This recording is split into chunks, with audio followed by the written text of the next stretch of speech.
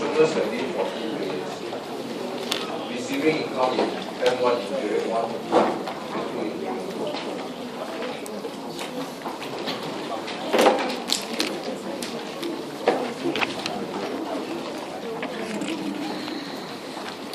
So we derive utility from consumption. Okay. In both periods. So first thing, this is a question of intertemporal choice. Right. So this person has to decide how much to consume in year 1 and also how much to consume in year 2. So it's an intertemporal choice. Now we are told that borrowing and lending are possible at interest rate R. Write down this person budget constraint. Right. So write down his budget constraint. Illustrate the intertemporal choice graph. First, the budget constraint is this.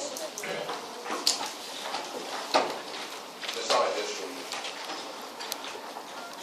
Okay.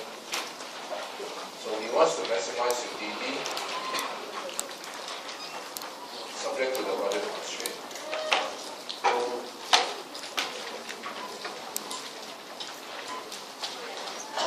Now you're asked to draw. Right, you want to maximize utility. Now the utility comes from what?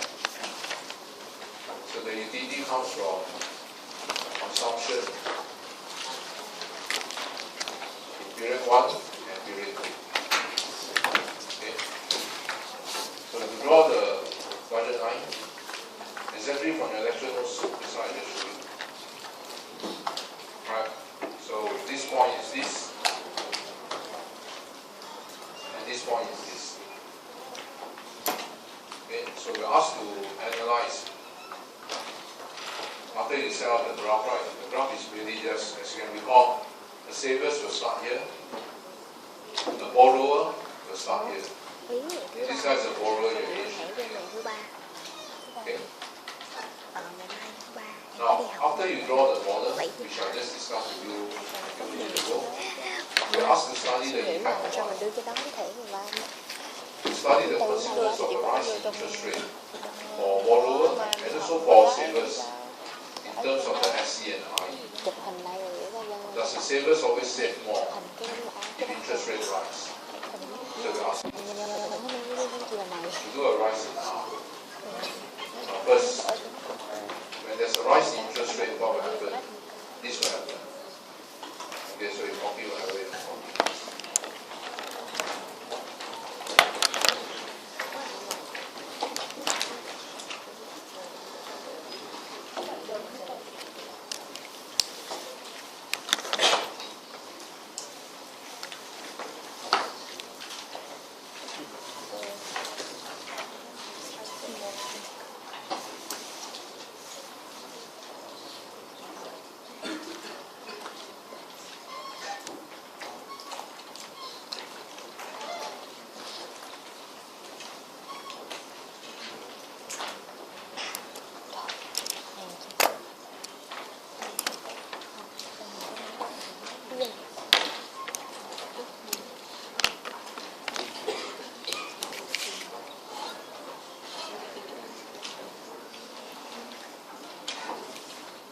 Start with the savers first. Right, because the question asks you to analyze the rise in interest rate. How does it affect the savers? So the initial budget line is this.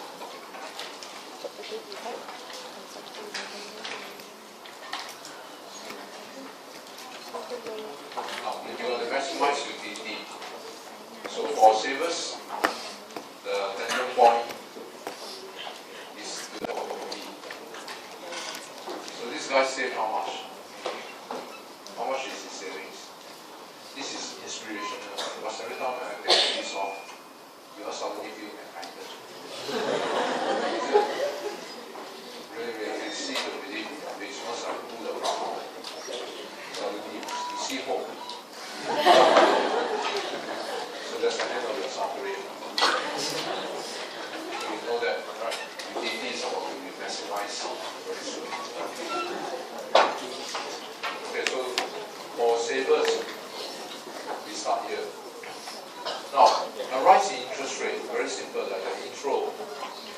interest rate rise, what will happen to the budget hike? First, there's an R here. Right, so the model is very simple. All economists model is what you see is what you get. You see how enough you get an answer. So therefore, if R goes up, M2 divided by a bigger R, the thing becomes bigger or smaller. Smaller than this point will move here to the left. But there's also an R here, which means when R rises, this one will go up and down. Up, that means the 9 here, this one shift left, this one shift up. And so the budget line, but this is a straight line, right? Controlled by 2 points becomes steeper. Okay? Any question? Now, so this thing go up, this thing move up. Finish. This is the correct answer. Here I'll answer something. I'll answer something. This thing move can also means this way. Then it's right or wrong. Shift left and move up. Right or wrong? Wrong. Entirely wrong. Why? Why wrong? Because this person was endowed with M1 and M2. If something is endowed, no one can take away from it. So that means this point E must always be on the budget line. What's the name of the budget line? English. Budget line is what I can buy. If you draw this way, that means you cannot have under E anymore. Right? But E must always, this is endowment, no one can take away from him. This life is born with this endowment. Don't even try to take away from him, because you will lose, you can kill yourself, right? So if it's an endowment point, that means this point must be found in the new budget line as well. That's why you have to make sure that this blue line pass through where? The endowment bundle. Understand? So you can also look at it this way. To draw a straight line, you need 2 points, right? This point move here. The other point you can take it as this point. Clear or not? 2 points. Join them up. So this is a new budget. Now is this line now richer or poorer? Wait. As a result of the rise in interest rate, his consumption will rise or fall? And the answer we don't know. Because if the first curve is this way, the other curve will be here. Right. And so you can see his consumption in period 1 rise or fall? Rise. So we can conclude that a rise in interest rate will cause C1 to rise. Now if you consume more, put it the other way, you save less. You agree now? So your savings in year 1 is lower, your consumption in year 1 higher. But is it possible for C1 to rise? Now the good thing about MB is it's so simple. There's no normal goods, inferior goods, and normal goods when you study. So we don't have to care about where to put the tangent point. Right, if we tell you that X is, if we tell you that C1 is normal, or inferior, or different, or abnormal, then we have to have a hard time finding out which part of the blue line is normal, which part is inferior. You don't have to. So all we have to do is to draw a tangent point, make sure that your TD curve are parallel to each other. Now, if that be the case, it's possible that your tangent point B is here also. But of course, you say, how can that be? Why not? You put here, I'm sure you can still draw a utility curve parallel to U1 and tangent at B2. See? Is it possible? Sure. Agree? Then in this case, C1 rise or fall? Fall. Right. Your B is here. So therefore, the only thing I can tell you is that when interest rate rise, the effect on consumption in year 1 is ambiguous. It can fall if it's here, it can rise if it's here. So the effect on C1 is also ambiguous. If the effect on C1 is ambiguous, the effect on savings is also ambiguous. Understand? So savings is inverse function of your consumption, how much is spent in one. Okay, so if a person is a saver, when interest rate rise, he cannot tell whether he will spend more or less. The result is ambiguous. But I think the question asks you to do more than this, right? They ask you to find the SE and the IE. Okay, suppose this line ends up at B1. Now, can you recall to find the substitution effect? To find the substitution effect, we have to remove away the income effect. Now, given that here it is richer, so based on his definition of where income is richer, right? To find the substitution effect, we have to remove away the income effect. To remove the income effect, we have to restore this budget line back to where? So that it's not rich. So to restore the new budget line back to U naught. What fashion? Barrel. What fashion? Tangent. That's what we do. So once you restore the blue line back to U naught, take away its income, take away its income, take away its income, it's not rich anymore. Because when its budget line is red, you will now definitely consume at the value point C and U1. That means once you bring in from the red, from here, B1 to C, there's no more income effect. Once it reaches C, all the income effect has been successfully removed. The thing you should recall, when you flow A to C is always the substitution effect. C to B is the income effect. Okay, that's how we know. Because when I bring from B to C, all the income effect is gone. Right. This C to B must be the income effect that we have removed. And therefore A to C is the SE. So I think from this diagram, that means you program on how to find SE and IE, go back to your intro economics. Right. To find the substitution effect, restore the new budget line back to U0. What fashion? Back to U1. What fashion? Barrel. What fashion? Tangent. And then we call the tangent point C. A to C is the SEC. Which means you can see the substitution effect is that A to C. The substitution effect says C1 will fall from here to C here.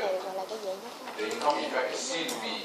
C to B. That means the income effect suggests what? C1 will rise from C to B1. Okay? Now, this is very simple. The substitution is the effect is the incentive effect.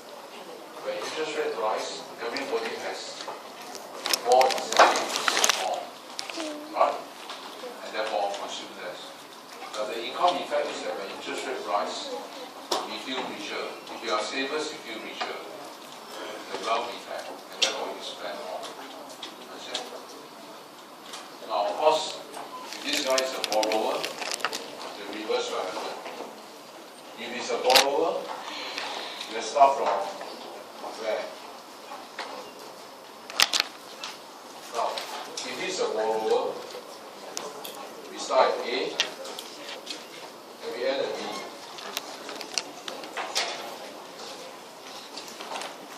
That means, as I said before,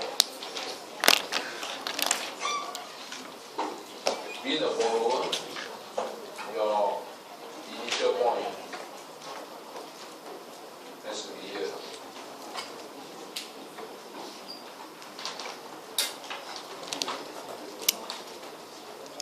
Alright. This guy spend more than what he earned. Starts at here C1. Year 1 he only earned F1. Now how come he can spend more than what he earned? He borrows C1 minus F1.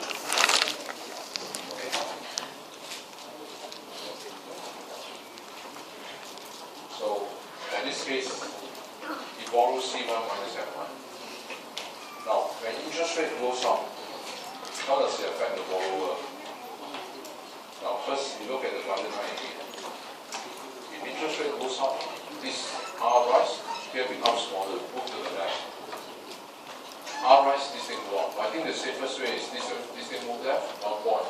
The other point is E. Understand? So if you join this point in E, then the budget line becomes steeper. Now where will he consume? 100% your B has to be left of A.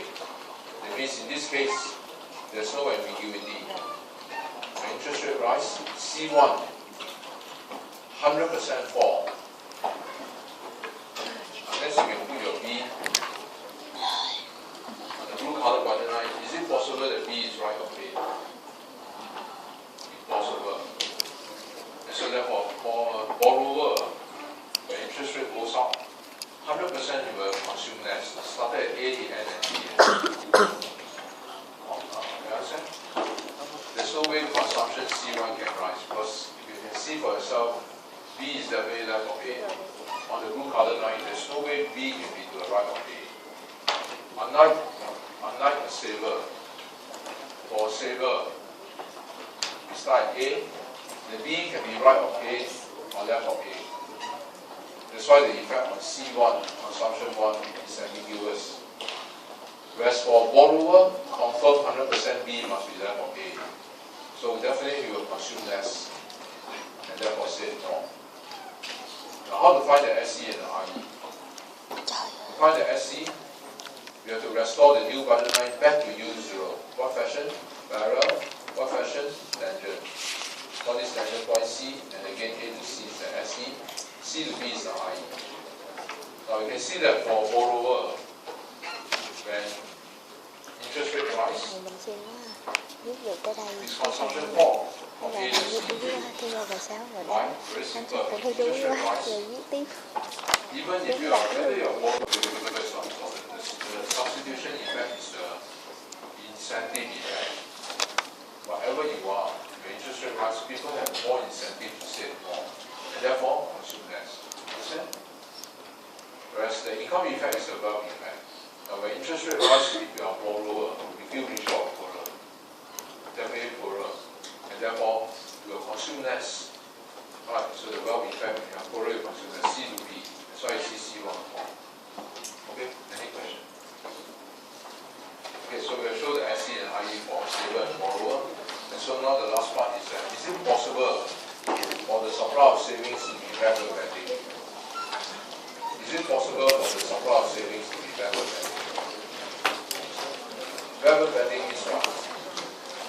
Savings and interest rate are inversely related. Yes. Backward bending neighbor supply curve is this. Interest rate and savings. Your year 1, the labor supply curve is, okay, see, savings versus interest rate. Normally it's how much savings. Now why? Because when interest rate rise, you tend to save more. Right? Earn the higher interest rate.